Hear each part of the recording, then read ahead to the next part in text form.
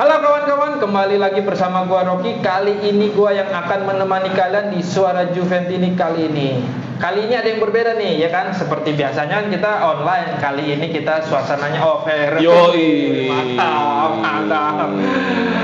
Baik, di sini gua akan menginformasikan hal-hal terupdate mengenai Juventus di Vincere News bersama teman-teman gua yang selalu mengisi di Suara Juventini. Kali ini kita kenalan dulu loh, karena tak kenal maka tak sayang, ya kan? Kita kenalan dulu yang selalu mengisi di Suara Juventini, yang sering nih sebagai host juga nih, ya kan, pakai jersey Juventus. Silakan Bang, kenalan. Halo teman-teman, gua Jackie dari Kanada. Pino Alavine, Forza Mota. Baik, dengan Bang Jackie yang sering mengisi di Suara Juventini kali ini, dan ada salah satu membership kita yang ikut mengisi di narasumber di materi kali ini. Monggo Mas, silakan dikenalkan. Oke, halo Suara Juventini, perkenalkan biasa saya Vino dari Mana? Turki lah. Turki. Oh. Yildiz dong, Yildiz. Oke. Turki imigran nih. Kali ini gua akan membahas beberapa materi di mana salah satunya adalah review Juventus telah melakoni partai pramusimnya di matchday pertama melawan Nuremberg. Ya, seperti diketahui bahwa hasilnya kurang memuaskan ya, karena kita kalah 3-0 nih. Dibantai ini, Dibantai, ya kan? Aduh, ya kan. Tapi tidak apa-apa, karena ini match pertama dan ini pertandingan perdananya juga Mota sebagai pelatihnya Juventus. Nah, yang kedua, nanti kita akan bahas juga gimana prosesi gol yang terjadi pada match antara Nuremberg melawan Juventus. Tanpa berpanjang lebar lagi, kita akan masuk untuk materi yang pertama. Baik, gua akan bertanya nih kepada Bang Jack ini, gimana tanggapannya pada match antara Nuremberg melawan Juventus yang dimana hasilnya ya kalah 3-0. Silakan Bang Jackie. Ya, Juventusnya nggak pede ya sebenarnya ya. Dengan hasil, lu tau nggak di Instagram atau di sosmed hasilnya skornya kecil banget. 3-0. Posternya Juventus hasilnya skor 3-0. Nah, pada prinsipnya sih gue melihat sebelum pertandingan ini dimulai, semangatnya nih para Juventini yang komen-komen dimanapun pasti penasaran semuanya, dan mungkin langsung berekspektasi ada aja yang langsung harusnya bisa kayak Mota Bologna yang mainnya semi tiki taka, yang mainnya menguasai pertandingan, yang mainnya serangan dari mana-mana. Tapi alhasil yang terjadi bukan seperti itu yang diaplikasikan sama Mota. Gue melihatnya pertandingan pramusim perdananya Mota tadi malam melawan Nuremberg ini lebih kepada, kalau ada spanduk tuh, seleksi utama, tim utama. Jadi lebih kepada seleksi first teamnya dari next gen. Jadi lebih seperti itu terlihatnya, karena semua next gen dimainkan. Gue nggak tahu apakah ada yang nggak dimainkan, tapi hampir-hampir kayaknya semua dimainkan. Jadi kayaknya lebih kepada tema pertandingan tadi malam ini adalah seleksi buat pemain next gen mana yang bisa masuk ke first team. Dan alhasil ya memang hasilnya kurang bagus, karena pertama yaitu tadi tidak melihat ada keseriusan ya, karena memang lawannya juga Nuremberg. Kedua juga gue melihat itu juga bahwa ini first team untuk seleksi pemain-pemain next gen yang akan di first team. Ketiga juga memang belum lengkap juga pemain inti yang diinginkan. Ya, pada liburan ya Bang ya? Lagi pada liburan, seperti Douglas Luiz. Jadi memang pertandingan ini tidak disetting untuk mencari tim inti, tapi lebih mencari sekuat besarnya Juventus, mana next gen yang bisa masuk ke first team. Oh gitu. Jadi apakah wajar 3-0? Ya kalau orang pengennya lihatnya cuma hasil, ya nggak wajar. Kalau orang pokoknya yang dilihat hasil doang, paling mau out gitu. Baru juga match pertama ya. Tapi kalau misalkan kita lihat ini adalah sebuah pertandingan stretching aja lah, baru jogging biasa, ya gua anggap itu hal yang kayak gitu setelah liburan banyak.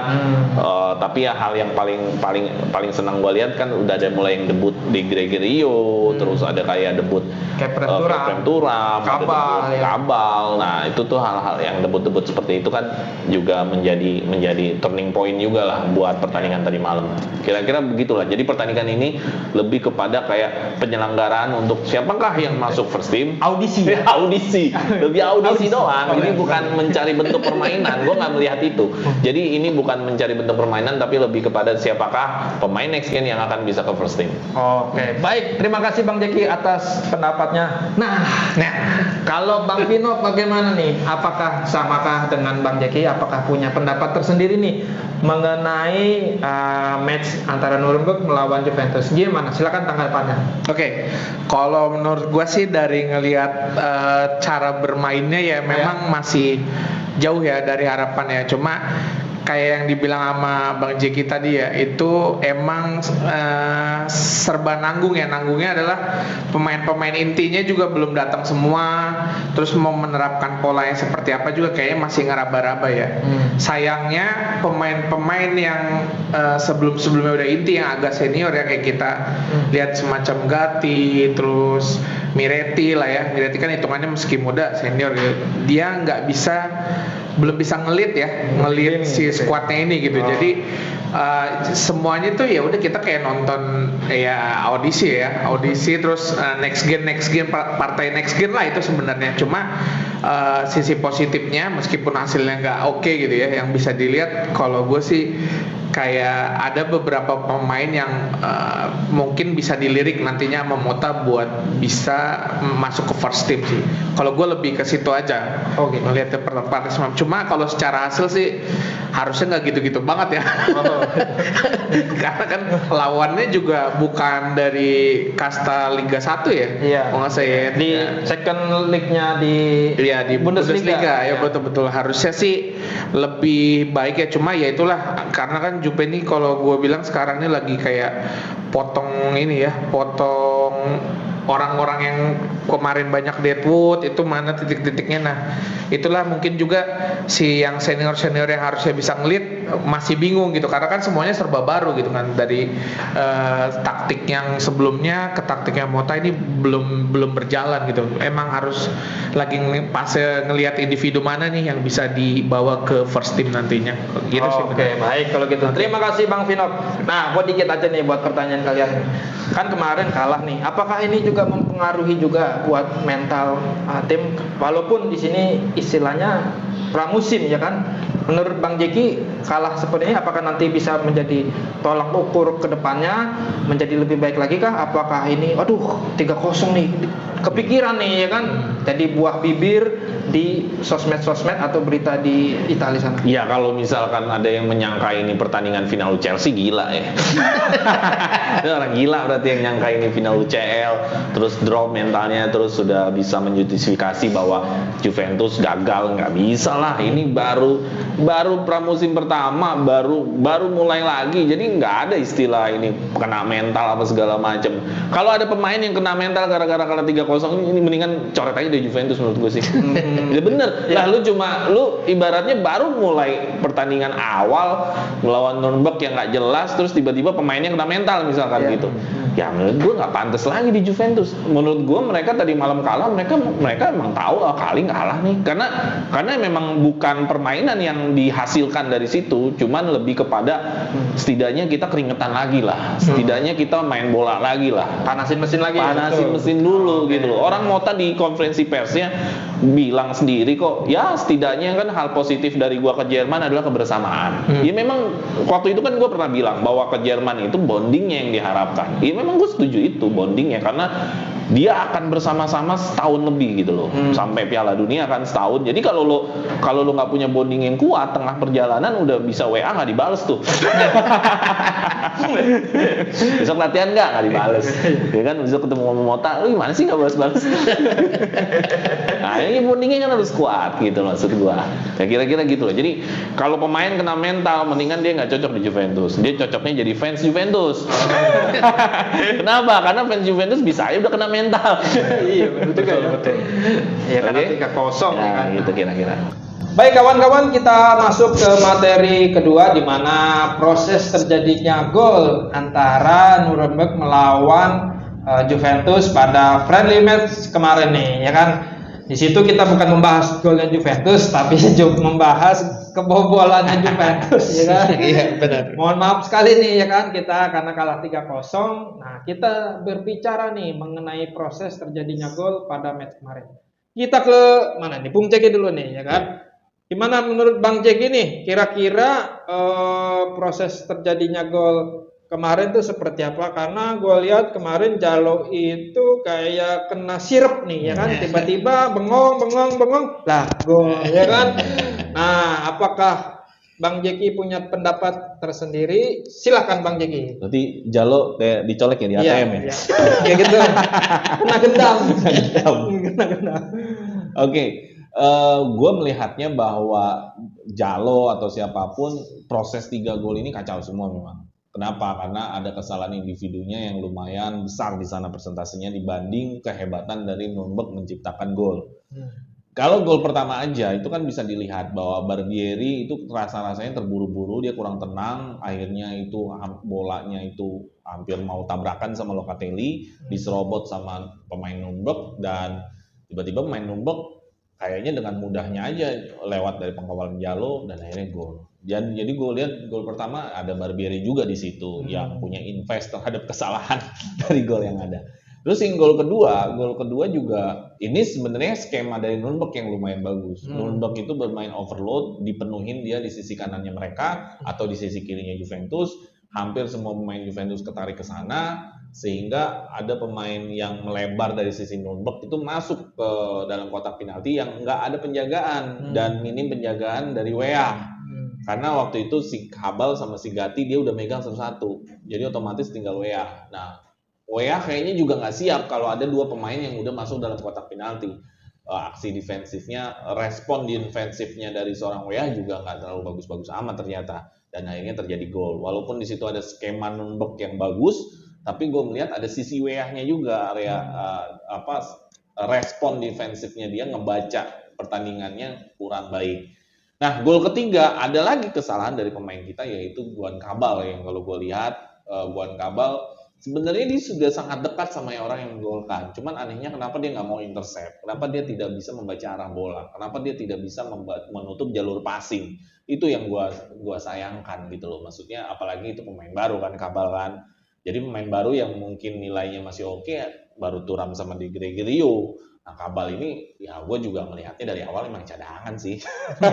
Jadi sih nggak khawatir banget lah karena dia cadangan. Nah, jadi dari 3 pemain yang ada, dari 3 gol yang ada, beberapa persentasenya adalah besarnya kesalahan individu. Sekali lagi mungkin ini karena masih baru dalam arti kata musim ini ya pertandingan baru pertama kali ini gitu. Jadi memang masih masih stretching dulu lah, masih jogging dulu lah. Ini bisa gue ibaratkan kayak gini, Rock. Kalau lo waktu pagi-pagi dibangun waktu SD, pagi-pagi lo disamperin sama temen, Rocky main bola yuk. Nggak cuci muka, nggak apa, Rocky mau kemana? Langsung main bola. Ya begitu hasilnya. Jadi kira-kira begitulah. Jadi ini ibaratnya orang belum sadar, tapi tiba-tiba langsung main bola, ya begini lah. Cuman gue rasa ini baru pertandingan pertama, mudah-mudahan di pertandingan kedua, 3 ke 4 sampai di Atletico kalau nggak salah pramusim kita udah beda semua lah. Oke, baik. Terima kasih Bang Jeki atas pendapat dan opininya. Nah, Bang Inu bagaimana nih? Kalau Bang Jeki bilang Jalo, Weah, sama si satu lagi tadi siapa? Cabal. Nah, kira-kira Bang Vino punya opini tersendiri apakah siapa gitu yang pemain yang kesalahan, apakah emang sama dengan Bang Jeki? Kira-kira gimana nih terjadi proses kebobolannya kemarin? Silakan. Oke. Proses kebobolannya Juventus itu ya udah yang paling parah itu yang pertama ya. Itu udah nggak ada obat sih itu. Yang pertama itu benar-benar kayak baru bangun tidur ya, kayak dibilang sama Bang Jeki tadi. Itu bisa begitu buat sekelas pemain profesional ya langka lah ya terjadi. Nggak kualitasnya Juve banget itu sebenarnya gitu. Ya, pemain-pemain juga mungkin masih dalam masa adaptasi, makanya masih banyak miss. Tapi kalau yang gua garis bawahi di sini adalah nggak punyanya sosok leader ya. Sosok leader di lini pertahanan Juventus itu nggak ada gitu kan. Diharapkan harusnya yang pemain-pemain lebih dulu senior bisa mengorganisir gitu ya, mengorganisasi pertahanan Juventus itu seperti nggak ada gitu kan. Harusnya sosok-sosok yang lebih senior macam Gatti itu bisa lebih inilah ya mengatur gitu, tapi ternyata nggak keluar nih di lawan Nürnberg. Bahkan untuk yang di gol kedua itu gue ngerasa ada kemiripan sama peluang yang digagalkan Weah gitu ya. Peluang digagalkan Weah itu kan semua ketarik kayak kata Bang Jeki bilang ke sisi kiri, di sininya nggak siap, di posisi ini banyak nih yang kosong gitu kan, tapi untungnya masih bisa diblok lah sama si Weah. Itu kan kenapa bisa begitu ya, karena nggak ada sosok leader kalau menurut gue pribadi gitu ya. Apa terlepas dari memang skill individunya juga masih beberapa harus ditingkatkan ya, beberapa pemain Juventus ya, terutama ya tadi ya Jallo, Kabal, terus yang satu lagi tuh siapa? Ini Weah. Ya Weah ini skill bertahannya nih harus harus ditingkatin lagi gitu.